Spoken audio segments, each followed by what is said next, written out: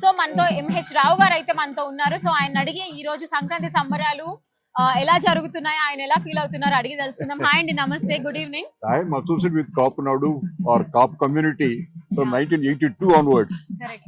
1982. For last 40 years, I've been a complete associate with it. And then also very close to APTA. So whenever I go to US, they take care of me. So very nice of them. Now I'm also chairman of Devaraya Charitable Trust.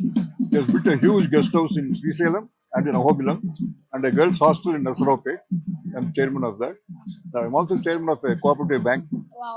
in Hyderabad Wonderful. and vice chairman of Forum for Better Hyderabad, a elite group of environmentalists Correct. fighting for heritage and pollution. So keep busy. Yeah.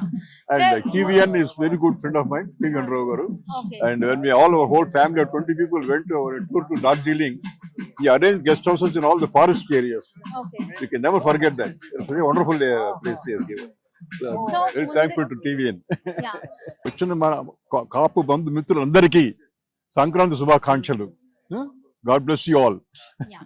Thank you so much, sir.